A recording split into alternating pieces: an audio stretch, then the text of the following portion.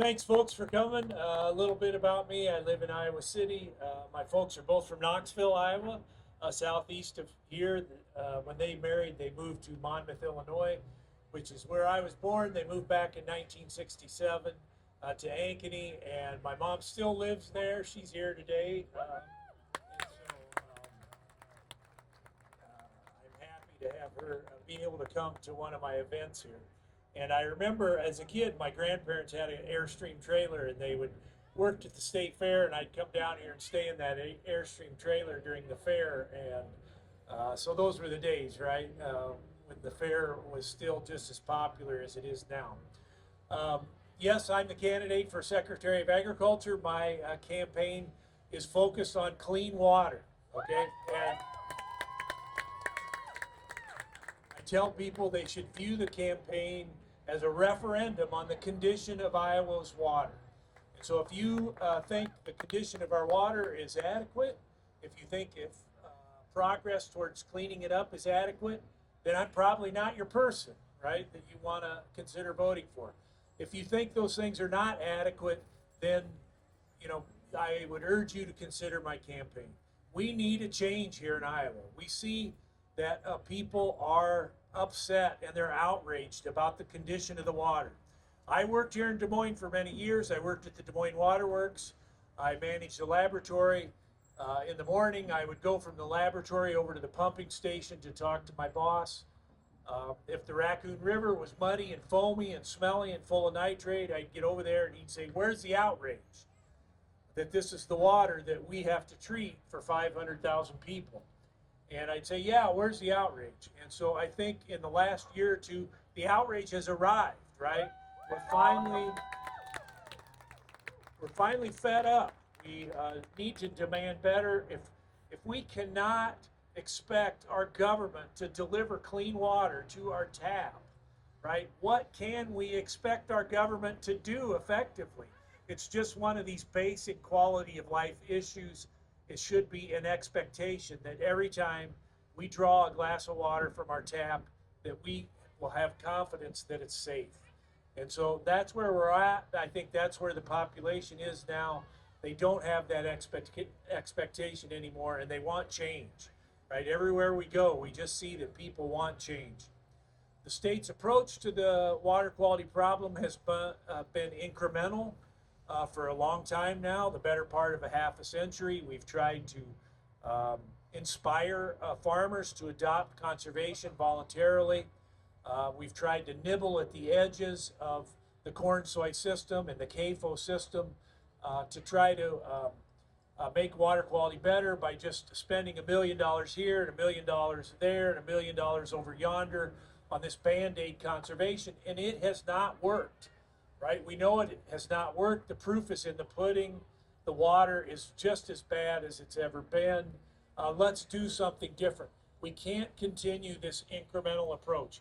We need systematic change, right? We need systematic change in this farming system if we're going to get the environmental outcomes that we want. At the same time, we need to do that in a way that preserves farmer incomes, preserves their livelihoods, preserves their way of life, but also help us. Let's devise an agricultural system that's going to help us restore economic vitality to our rural areas. And so, as I said, my folks are from Knoxville. I can remember driving around these small towns in southern Iowa when I was a kid, and these were nice places, right? These were places where you would want to live. They were prosperous. Anyone would want to live there, and we see so many of our small towns now are just shells of their former self. And we see this happen over and over and over again with the town. You lose your physician, you lose your attorney, you lose your grocery store, you lose your school, you lose your post office, and all that's left is a tavern, right? And so this is not what I want for small town Iowa. Nobody I know wants that. We need to restore some diversity in agriculture. All this consolidation in our agricultural system where we focus on just two crops. We only have a small set of farmers raising livestock. 70% of our corn goes to ethanol. This has not brought prosperity to rural Iowa. In fact, I would suggest it's almost destroyed rural Iowa. So how do we change this? We need a diversity of crops. We need things other than corn and soy. We know we cannot get the water quality that we want when we only have 2 species of plants on the landscape, right? We need a diversity of crops. We need farmers growing crops like oats. We need fruits and vegetable crops. We need pastured cattle again. We need to build out our cattle industry here, our beef cattle industry. We saw yesterday Trump is going to bring in 660 million pounds of ground beef into the country over the next 90 days. You know, why, again, another Band-Aid approach here? Why are we so reliant on these Band-Aid approaches? Let's build out our cattle industry. Let's raise cattle sustainably, in a resilient way, and let's raise them humanely, and let's build out our beef industry such that we get better water quality and we're not having these harebrained ideas about bringing beef in from other countries. We see this in other policies here that, like the tariffs on soybeans, for example, the ACA increased insurance rates that farmers have to pay. We see these harebrained schemes from the Trump administration, and we see the incumbent Secretary of Agriculture here, Mike Nigg, stand up to Trump. Not at all, right? Not at all. And the rest of the Republican delegation here in Iowa just goes along with this stuff from the Trump administration that's just destructive for Iowa and destructive for rural Iowa especially. So let's take a different approach here. Let's try to diversify our farms. Again, that's the most important thing I can tell you, is that's what we need. We need a diversity of crops. We need a diversity of economy, and we need a diversity of people in rural Iowa working on agriculture. This is how we'll get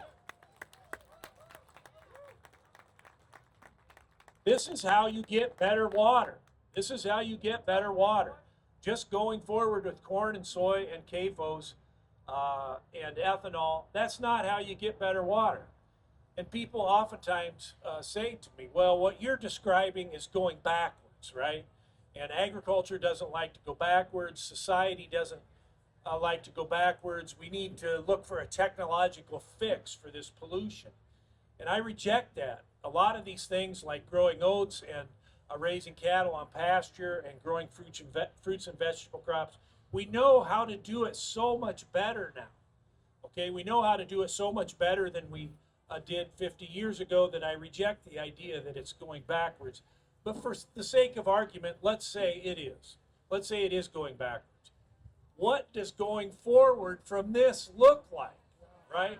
Because it looks pretty bad to me. And I'll tell you what it looks like to me. It looks to me like somebody sitting at a laptop in Mumbai, India, farming 50,000 acres of flat Iowa farmland that's owned by a hedge fund or a billionaire or, you know, an NFL quarterback. Is that what we want for rural Iowa? No. And so we need a restoration of these diverse farming systems that are going to bring back rural Iowa to what it was before. One of the most important things we need here is small-scale livestock production. And so we see only a few thousand farmers out of 85,000 have livestock now. If you want to raise livestock at the small scale, say 50 head of cattle and 100 head of hogs, you can't even do it, right? You can't even do it because the big packers are all controlled by the 4 big meat companies. They don't want livestock from small scale livestock producers. They won't even take those animals. They're just, the small guy is an annoyance to them. And so we need a restoration of a small scale meat processing here so farmers can get back to producing cattle and hogs at the small scale and make money doing it. And I think we can do that. A key also I want to emphasize is returning cattle to pasture. Now, naturally, there's going to be some farmers that don't want to transition to these more sustainable systems, these off-ramps, as I say, and I think it's correct for the taxpayer to participate in these off-ramps. Some farmers aren't going to want to go that direction. They're going to want to stick with corn and soy and CAFOs. I think that system needs some regulation, right? That's the fast lane. We need a speed limit on the fast lane. I think it's crazy to think that we can restrict use of the natural resource downstream, which is here in Des Moines and other cities, and then give the industry license to do whatever they want upstream. That's perverse policy. And so we need some common sense regulations. There's things we can do that we know would not affect crop yields and would not affect farmer income, that are just practices that we allow just because they're convenient, right? And so, I'm a human being too. I like what's convenient, but I don't like trading the quality of my water for someone else's convenience. So let's get these off ramps. Let's the taxpayer help farmers transition to more sustainable systems, and let's get some regulation on the other side. The last thing I'll talk about, and then I'll take some questions, is local foods. There is a desperate desire for local fruits and vegetables in our cities in Iowa. We import 97% of our food in Iowa. And we hear the industry now, we hear a Farm Bureau over here say, well, we feed the world. But we don't even feed Polk County, right? And so if we're going to feed the world, we have to feed Iowa first. So let's produce some food here for our systems. We spend $13 billion on groceries every year. All that goes out of the state. It leaves Iowa. Let's keep that money here. Let's recruit farmers to grow fruits and vegetables, to raise livestock sustainably here, and let's supply food to our cities. Let's supply food to our schools, right? And so I have a plan. I have a plan to do that. We want to commit $10 million a year to that. That might sound big, but think about this. We're spending $330 million a year on vouchers, right? $330 million a year on vouchers. We have given gas stations in Iowa $70 million to put in gas pumps just for E15 and E10. So we ought to be able to get some local foods for $10 million. We ought to be able to have our school children eating healthy food. I think you've all heard about the high cancer rate. We have the second highest cancer rate. We have, we're one of only 3 states where the cancer rate is increasing. Well, one of the main things we talk about in avoiding cancer is eating a healthy diet, eating foods that are not awash in chemicals and pesticides and preservatives, so they can get here from California and Arizona and Texas and Chile and Florida. And so if we want to reduce the cancer rate, let's produce some fresh, healthy foods here in Iowa so people can eat food that has been produced by Iowa farmers. Again, we need to look at this as a water quality project too. We know corn and soy are our 2 most polluting crops. Let's get some of these acres in something else, okay? And so let's spend a couple minutes here taking questions. Everywhere I go, people just want to talk to me and they just want to ask me questions. So let's do that. Yes, sir. What can I do to help you get elected? So ChrisJonesForIowa.com is a website. You can donate there. You can also volunteer there. We already have over 450 volunteers statewide. A fun thing for volunteers to do is to work a table at a farmer's market. And so that's a great thing. It's a lot of volunteers are doing that. And so we have other things we can do. We're going to be doing canvassing and other things. And so that's what I would suggest. Go to ChrisJonesForIowa.com. Again, volunteer there, donate there. And let's talk about donations a little bit here. I really detest asking people for money. And I don't do that at my events. Typically, I want to inspire you, right? I want to inspire you to figure out how you can donate. We are raising money. I've checked today, we have about 4,000 individual donors already, right? My opponent has about 400, right? But those 400 are loaded, right? And there are a lot of these corporate agribusinesses that I talk about so often that just kind of own Iowa. They've taken control of our agriculture.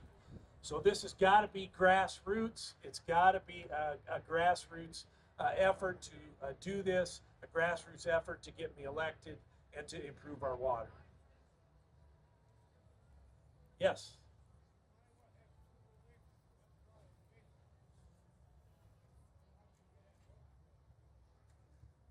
So one of the reasons why we have the system we do is because it's not regulated, right? And so we have CAFOs for a reason.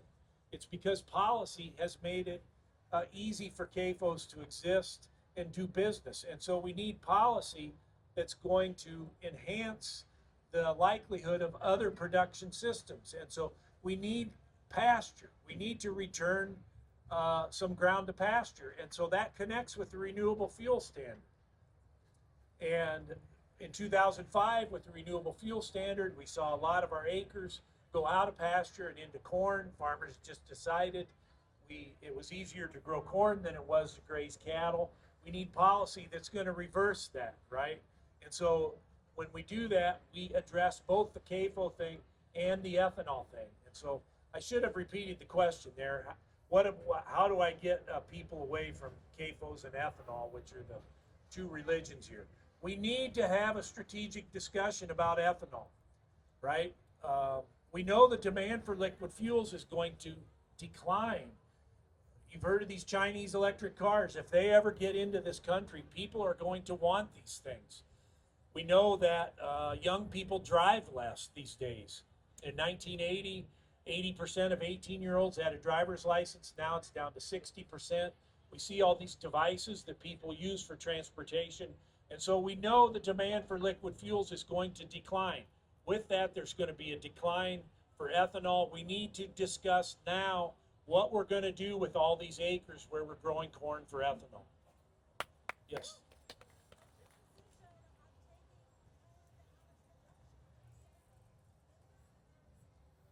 So the question is, what's my position on taking land out of production for data centers?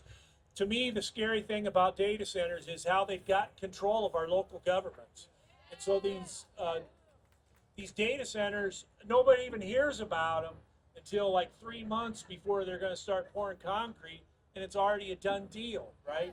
And so we've had these non-disclosure agreements and these secret deals with local political officials. That's the scariest thing to me about data centers. And so I think that's reason enough to call a timeout here, right? We need to call a timeout. Let's let society and our politics react to what's happening with the data centers. And so if you want to call that a moratorium, go ahead. But I think we need a year or two here to kind of get our wits back on these data centers and figure out what the role here is for them in Iowa. I think in Iowa, our land should be used for its highest use, right? The highest use for our land, that we have the best land, we have the best weather. The highest use is to grow food, right? To grow food that we can put into our mouths. That's the highest use. I think restoring small livestock production in our rural areas, small-scale meat processing, is a much better way to create jobs in rural Iowa than building a data center where 6 people are going to work in it, for decades after it's built. And so agriculture should be the driver here for restoration of rural Iowa. It should not be data centers, right? Yes.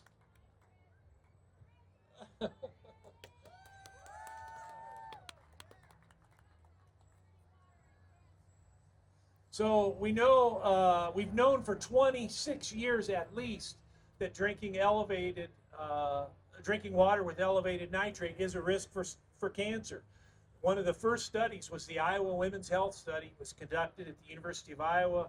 They published their paper in 2000. It showed that women, postmenopausal women that have consumed drinking water with nitrate above 5 parts per million had an increased risk of bladder cancer. That was one of the first studies. Since that time, We've seen other studies in Europe and North America showing drinking water above 3 part per million nitrate increases your risk for thyroid cancer, colorectal cancer, prostate cancer is another big one connected to nitrate. And so we've known this for a long time, right? We've known this for a quarter century of these risks, and politicians have not reacted, right? They've not reacted. Well, 3 part per million is the threshold now that we know is associated with cancer. We have 1 million people in Iowa drinking water above 3 part per million nitrate. The water here coming out of the tap in the drinking fountain in this building, it's above. Oh, time's up. Thanks for coming today. Chris Jules for Iowa.com.